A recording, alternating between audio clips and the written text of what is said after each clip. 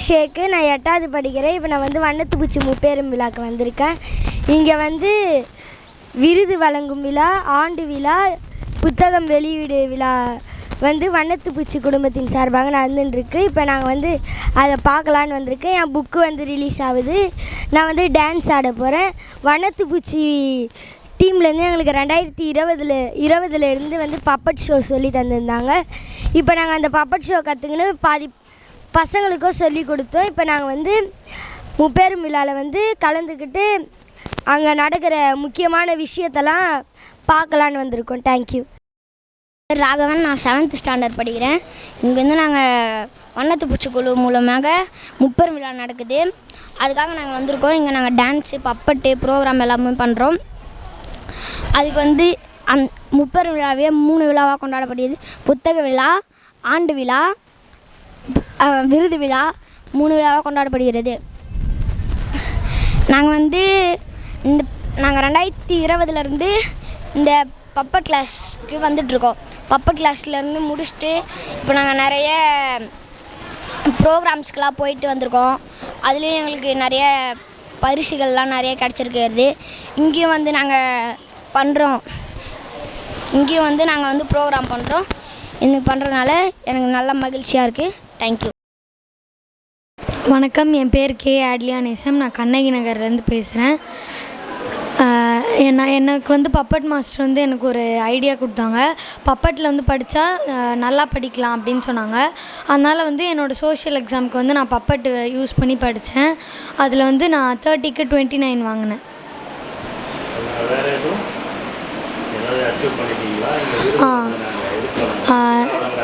நான் book right பண்ணியிருக்கேன். மாவாட்டும் collector அப்படின்னு ஒரு புக் ரைட் பண்ணியிருக்கேன்.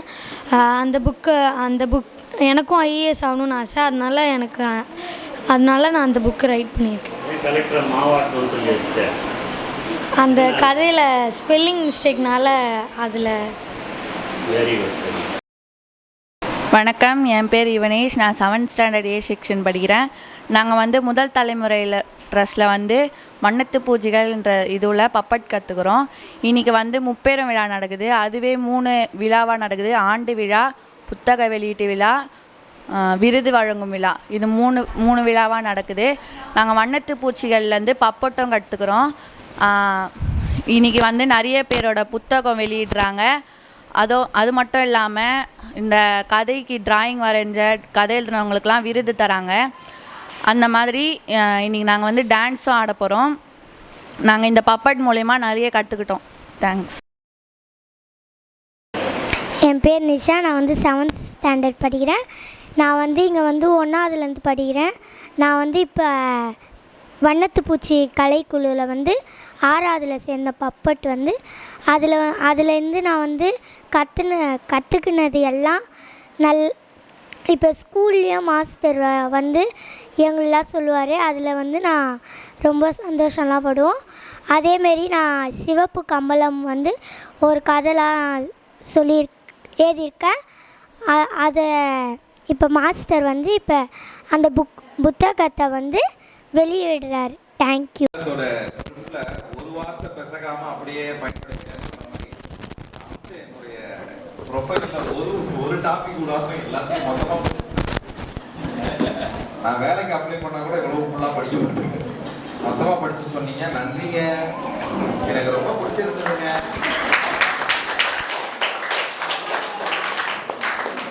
அதனால அவ்வளவு டீட்டெயில சொன்னீங்க. முதல்ல என்னுடைய பதிவா நான் சொல்ல வரும்போது எல்லாரும் சத்தமே இல்லாம இப்ப கை தட்ட போறோம். சரிங்களா? சத்தமே இல்லாம கையை யூஸ் பண்ணாம கை தட்டணும். கையை யூஸ் பண்ணாம சத்தமே இல்லாம கை தட்ட போறோம். யாருக்கு தட்ட போறோம்னா தாமசன். ஏன்னா உலகத்துல யார் எழுதுன புக்கு படிக்கலாம், எந்த சினிமா பார்க்கலாம், இப்படின்னு போஸ்டர் எல்லாம் போட்டு உலகத்தை நடத்திட்டு இருக்கும்போது குழந்தைகளை எழுத்தாளர்களாக்கலாம், குழந்தைகளை ஓவியர்களாக்கலாம், குழந்தைகள் படைப்பை கொண்டு வரலாம். அதுக்கு கடினமா இரவு பகல் உள்ள உழைச்சு அதுக்கு ஒரு நிகழ்ச்சியை ஒருங்கிணைச்சு அதை விடா முயற்சியோட ஆர்வத்தோட குழந்தைங்களோட அவர் பேசுறதெல்லாம் பார்த்தா அங்க அவர் மைக் எப்படி பிடிச்சிருக்காரு தருண் அப்படிங்கிறத இங்க ஆக்டர் பண்ற குழந்தைகிட்ட காட்டுறாங்க. பாத்தியா அவர் எப்படி பிடிச்சிருக்காரு. அவர் தொடர்ச்சியா சொல்லி கொடுத்துட்டே இருக்காரு.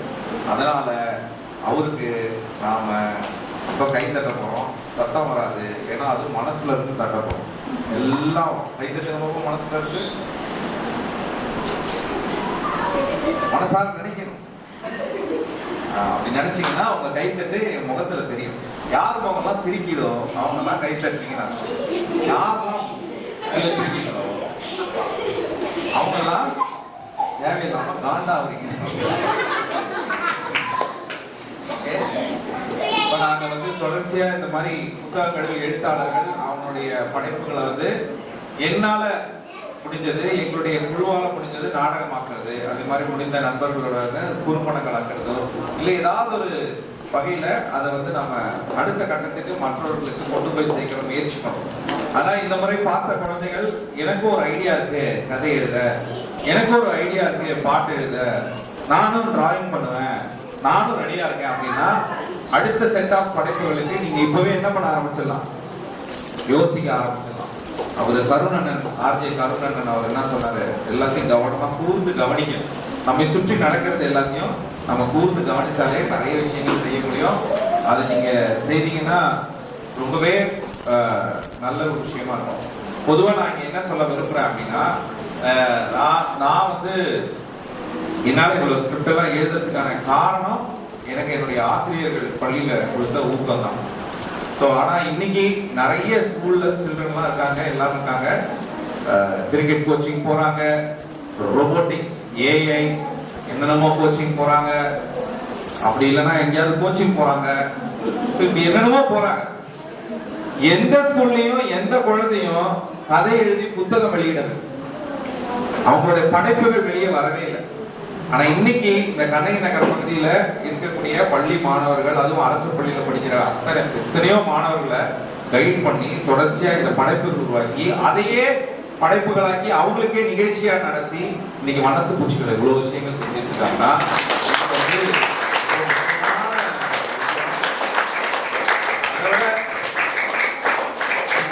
நிறைய குழந்தைகளுக்கு நான் பார்க்கிற குழந்தைகளுக்கு இருக்கிற நிறைய பிரச்சனை என்ன அப்படின்னா, இங்க குழந்தைகள்லாம் அமைதியா அப்படி உட்கார்ந்து இதை ஆர்கனைஸ் பண்ணி எடுத்து கொடுத்து இதை தொகுத்து வழங்கி பின்னாடி இருந்து இதை கோஆர்டினேட் பண்ணி, அதாவது தாமஸ் அண்ணனுடைய படையா குழந்தைகள் தான் இருக்காங்க, அவங்களே எல்லாத்தையும் எடுத்து செய்துட்டு இருக்காங்க. அதோட முக்கியமா அவருக்கே சர்ப்ரைஸ் கொடுக்கணும் அப்படின்னு சொல்லி அவங்க எழுதுறாங்க. அவங்க எழுதுற எழுத்து பேனாலேயோ கலர்லயோ எழுதல, மனசுல இருந்து எழுதுற எழுத்தாவே அது தென்படுச்சு. அப்ப இதெல்லாம் எழுதுறாங்கன்னா என்ன அப்படின்னா தலைமை பண்பும் ஈடுபாடும் அப்ப அதிகமா இருக்கு. இன்னைக்கு படிக்கக்கூடிய பள்ளிகள்ல கல்லூரிகள்ல நீங்க லீடர்ஸாவே ஆகக்கூடாதுன்றத ரொம்ப திட்டவட்டமா செயல்படுத்துறாங்க.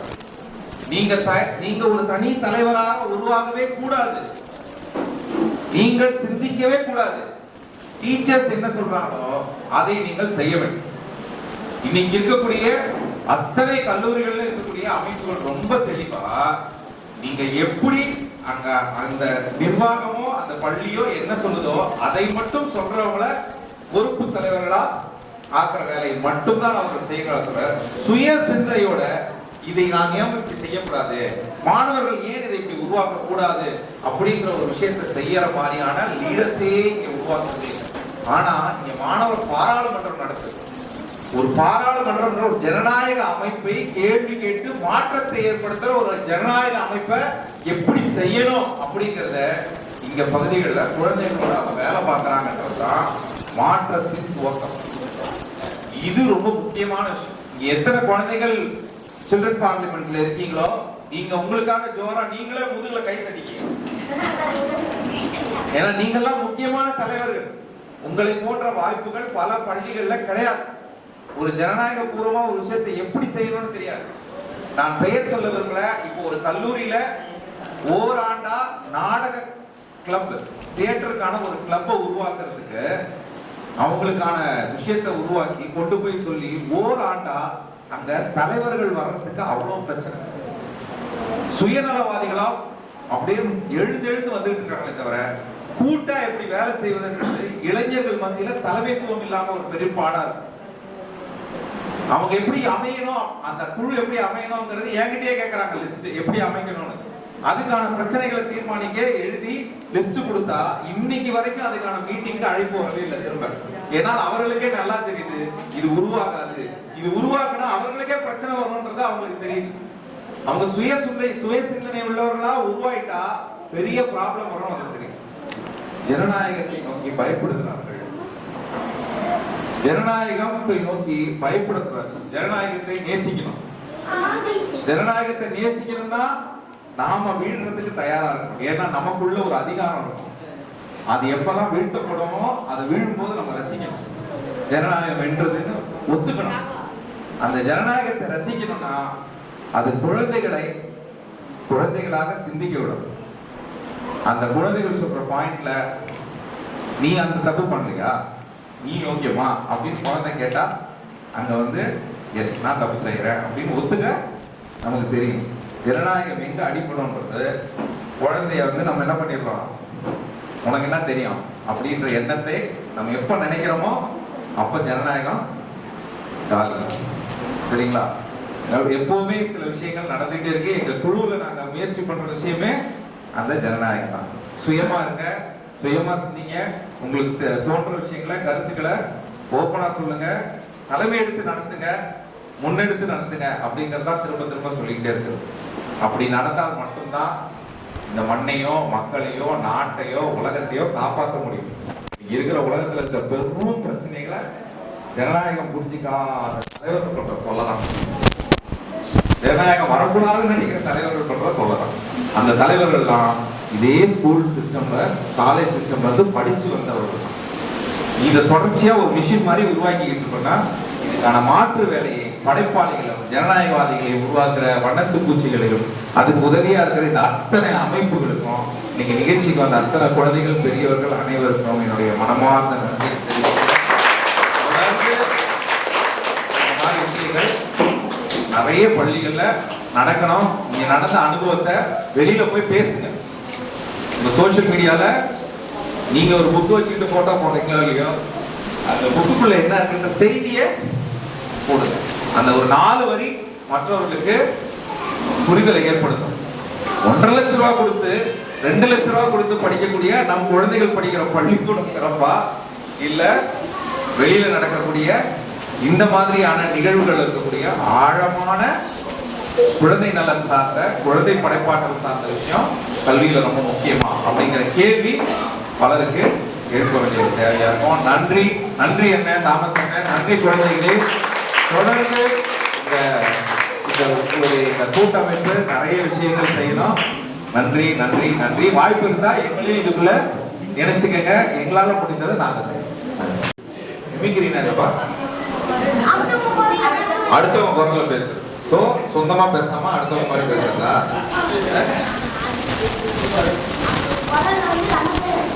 அடுத்தவங்க குரல்ல நம்ம பேசுறது பேசுறேன். ஓகே சரிங்களா. இப்ப நான் ஒரு குரல்ல பேசுறேன், ஒரு நடிகர் மாதிரி பேசுறேன். கண்டுபிடிக்கிறீங்களா யார் குரல்னு? ஓகே. அப்புறம் நான் என்ன பேசுனேன்றத பத்தி சொல்றேன். ஓகே. உன்னோட வாழ்க்கையில ஒவ்வொரு நாளும் ஒவ்வொரு நிமிஷமும் ஒவ்வொரு நொடியும்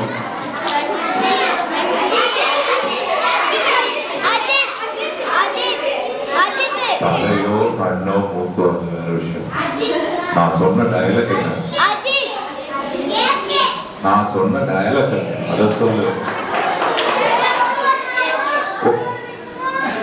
அதுக்கு முன்னாடி ஒரு வார்த்தை சொன்னேன், அத சொல்லு.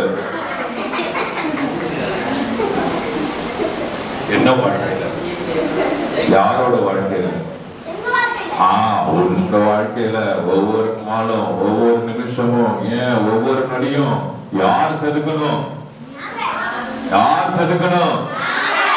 அதோ ஏதோ ஒண்ணு பேசிட்டு போற பெருந்தலைவர்களை விட சுயமாக சிந்திக்கக்கூடிய என் பார்வையில் பெரிய இதுல இருக்கக்கூடிய நிலையில் இருக்கக்கூடியவர்களை நான் தேர்ந்தெடுப்பேன். அப்படி நான் இந்த முறை அழைத்த அத்தனை அழைப்பாளர்களும் சிறப்பாக பொறுமையாக இருந்து இந்த நிகழ்ச்சி எனக்கு சிறப்பாக நடத்தி கொடுத்ததற்கு உங்க அத்தனை பேருக்கும் எங்கள் வண்ணத்து பூச்சிகள் குடும்பத்தின் சார்பாக நன்றிகளும் வாழ்த்து. அதே போல இந்த புத்தகங்கள் எழுத ஒவ்வொரு வருடமும் குழந்தைகள் கிட்ட இந்த ஆகஸ்ட் மாசத்துலேருந்து ஆரம்பிச்சிருவேன் நான் என் வேலையை. பொம்மலாட்ட பயிற்சி கொடுப்பேன். என்னோட ஆக்சுவலாக என்னை அதிகமாக தெரிஞ்சிருக்க வாய்ப்பு இல்லை, அவர் சொல்லலை. நான் ஒரு பொம்மலாட்ட கலைஞன்.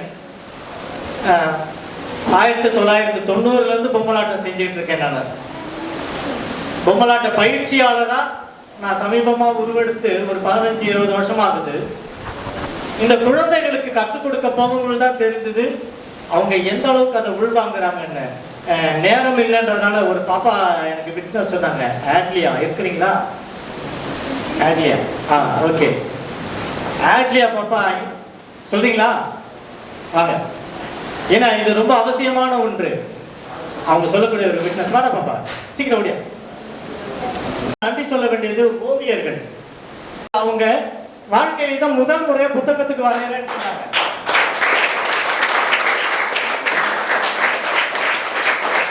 நான் வெளியில பெரிய ஓவியர்கள் எல்லாம் தேடி போனேன். முதல்ல இந்த புக்கை எடுத்துக்கிட்டு ரொம்ப கிராண்டாலாம் போடணும், பெருசா செலவு பண்ணிலாம் போடணும் அப்படின்லாம் நினைச்சுக்கிட்டு இருந்தேன்.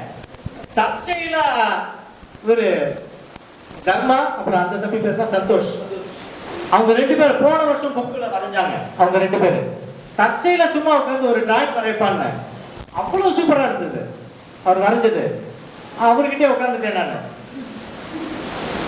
போன வருஷம் ராத்திரி 10 மணி வரைக்கும் பக்கத்திலே உட்காந்து டிராயிங்கை வாங்கிட்டேன் அவர்கிட்ட.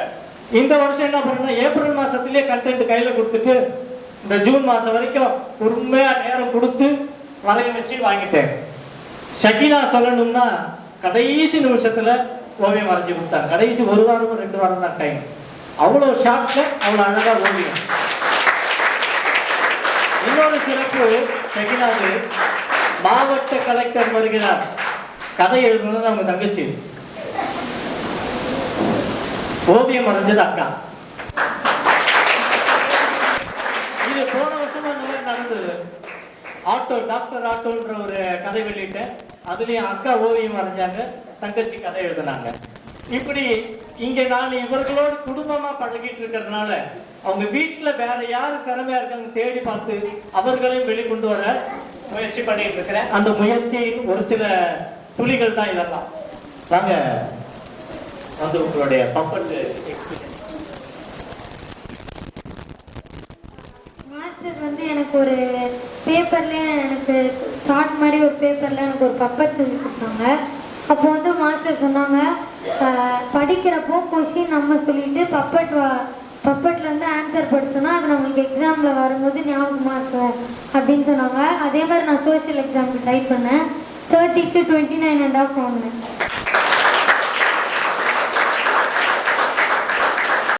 சும்மா சாம்பிள் தான் இது.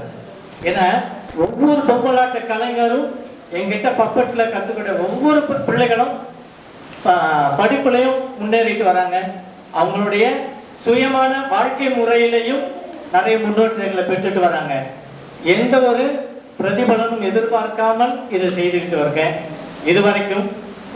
ஸோ இந்த பெற்றோர்களுக்கும் இங்க வந்திருக்கக்கூடிய அத்தனை பேருக்கும் இன்னும் அதிகமாக சிறப்பாக சொல்லணும்னா நான் இந்த முதல் தலைமுறை அறக்கட்டளைக்கு நன்றி சொல்லணும். ஏன்னா எனக்கு கண்ணகி நகர்ல என்ட்ரி கொடுத்தது இவங்க தான்.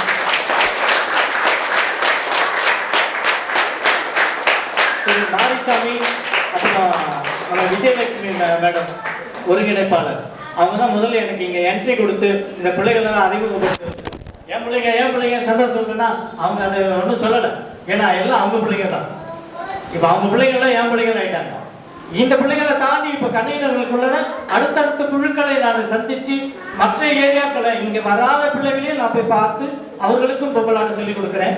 அதுல ஒரு கூட்டம் தான் இன்னைக்கு பொம்மலாட்ட நிகழ்ச்சி நடத்தினாங்க. அவங்க இன்னொரு குழுவில் இருக்கிறோம். நிகழ்ச்சிகள் இந்த பாராளுமன்றங்களையும் எடுத்து நடத்திட்டு இருக்கிறேன் நான். இந்த பாராளுமன்றத்திலையும் பொம்மலாட்டம் தேவை அப்படின்னு என்னுடைய ஒரே கருத்து என்ன அப்படின்னா, குழந்தைகளை சுயமாக சிந்திக்க தூண்டணும். நான் எதுவும் பயிற்சி கொடுக்க மாட்டேன். அவர்களை சுயமாக சிந்திக்க தூண்டுதல் மட்டும் தான் செய்வேன். ஸோ இந்த அற்புதமான நிகழ்ச்சியில இறுதியாக ஒரு சர்ப்ரைஸா நான் வச்சிருந்தேன் அவங்களுக்கு. என்னன்னா, வெறும் நிகழ்ச்சி தொகுப்பு செய்வதற்கு மட்டுமே மயிலாடுதுறையிலிருந்து வந்திருக்கிறாங்க. நம்ம யோகாஸ்ரீ அவங்க அம்மா இருந்து வாங்க டீச்சர் வாங்க பேசுவாங்க அவங்க அப்பா வாங்க. ஏன்னா யோசிச்சு பாருங்க, அவங்களுக்கு நான் விருது தரேன்னு சொல்லல, அவங்களுக்கு ஏதோ பரிசு தரேன்னு சொல்லல, அவங்களுக்கு டிரான்ஸ்போர்ட்டும் நான் கொடுக்கல, நான் ஏதோ பண்ணல. நிகழ்ச்சி தொகுப்பு உங்க பாப்பா செய்ய முடியுமா? ஏன்னா அவங்க பேச்சு நான் கேட்டிருக்கேன், டேலண்ட் ஃபெஸ்டிவல்ல அவங்க பேச்சை கேட்டேன், நல்லா இருந்தது. நான் பண்ணுவாங்களான்னு கேட்டேன், தாராளமா நே அப்படின்னாங்க. ஸோ அந்த ஒரு இதுல அவங்க உடனே கிளம்பி நேற்று நைட்டு கிளம்பி காலையிலேயே வந்துட்டு காலையில வண்டலூர் சூழலாம் சுத்தி பார்த்துட்டு மதியானம் கிளம்பி இங்க நேரம் வந்துட்டாங்க நிகழ்ச்சி. ஸோ எனக்கு இந்த பாப்பாவை கௌரவிக்க வகையில நம்ம கருண் அண்ட் ஒரு ஜெயம் வந்தீங்கன்னா. மாலை வணக்கம். இங்கே இன்றைய ஹோஸ்ட் சொன்ன மாதிரி என் பேர் ஆர்ஜே கருண். நான் 92.7 பிக் எஃப்எம்ல தினமும் மத்தியானம் 2 மணிலேருந்து 5 மணி வரைக்கும் இது உங்கள் சினிமா அப்படிங்கிற ஷோவை வந்து தொகுத்து வழங்குறேன். முதல்ல இந்த சண்டேல இப்படி ஒரு அற்புதமான ஒரு நிகழ்வு, இதுக்கு வந்து என்னை கூப்பிட்டதுக்கு தாமஸ் சார் உங்களுக்கு ரொம்ப ரொம்ப நன்றி. அதை தாண்டி சிறப்பு அழைப்பாளர்களாக வந்திருக்கக்கூடியவங்க எல்லாருக்குமே வந்து என்னுடைய வணக்கங்கள். அண்ட் இங்கே வந்திருக்கக்கூடிய குழந்தைங்க அண்ட் அவங்களுடைய பெற்றோர்கள் உங்க எல்லாருக்குமே என்னுடைய வணக்கங்கள். நான் வந்து ஆக்சுவலி 2 புத்தகங்கள் எனக்கு கொடுத்துருந்தாங்க. அந்த 2 புத்தகங்கள் தான் இங்கே வந்து வெளியிட்டேன். ஸோ அந்த புத்தகங்களுக்கு பற்றி நான் சில விஷயங்கள் பேசணும் அப்படின்னு ஆசைப்படுறேன். அதுக்கு முன்னாடி இங்கே அவங்க சார்பாக வந்து நடத்தின இந்த அற்புதமான நாடகத்துக்கு பாராட்டுக்கள். அதில் முக்கியமாக நான் பாராட்ட வேண்டியது என்னன்னா, அப்படியே சஞ்சனா என்ன எழுதுனாங்களோ அதை அப்படியே வந்து பண்ணுறதுன்றது, எல்லாருமே கலைஞர்கள்.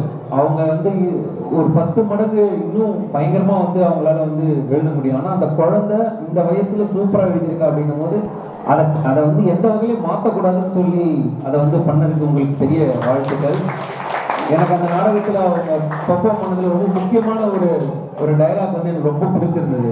அந்த லேடி கேரக்டர் வந்து சொல்லுவாங்க, எல்லா ஆண்களும் வந்து கஷ்டத்தினால குடிக்கிறேன்றீங்களா, அப்படிலாம் நான் பெண்கள் தானே அதிகமாக குடிக்கணும் அப்படின்னு அவங்க சொன்னது வந்து ஒரு பயங்கரமான ஒரு டயலாகா இருந்தது. இந்த டைம்ல சஞ்சனாவுக்கு வாழ்த்துக்கள். சஞ்சனாவுடைய ஃபேன் நான், அவங்களோட எழுத்துக்கு ரொம்ப ரொம்ப பெரிய ஃபேன் நான். எங்கள் ஷோ ஏதாவதுனா கூட நான் சார் சஞ்சனா இருக்காங்களா, அவங்க வந்து பெர்ஃபார்ம் பண்ணுவாங்களா, அந்த மாதிரி நான் வந்து கேட்பேன். இன்னைக்கு அவங்களால சில காரணங்களால் வர முடியலனாலும் அவங்களுக்கு இந்த டைமில் வந்து வாழ்த்துக்கள். ஸோ கேல் தியேட்டர் குரூப்புக்கு ஒரு பெரிய பாராட்டுக்கள். இந்த குழந்தைங்களை நீங்கள் வந்து என்கரேஜ் பண்ணணும். இது வந்து உங்களுடைய திறமையை வெளிப்படுத்துறதுக்கான ஒரு இடமா இல்லைனாலும், பட் ஆனால் இது மூலமாக நான் 4 குழந்தைங்களை இன்ஸ்பயர் பண்ண முடியாதா அப்படின்றதுக்கு வந்து நீங்கள் எந்த நிகழ்வாக இருந்தாலும் அதுக்கு ஒரு எஃபர்ட் எடுத்து நான் வந்து எல்லாரும் இன்ஸ்பயர் பண்ணுறேன்னு சொன்னதுக்கு அவங்களுக்கு வந்து பாராட்டுக்கள். அதை தாண்டி இந்த நிகழ்வுக்கு நான் வந்து முதல்ல ஒரு பெரிய ஃபேனாக இருக்கேங்க. ஏன்னா அப்படியே குட்டீஸ் அங்கே யாராவது பேசிட்டு இருக்கீங்களா? நிறைய எனக்கு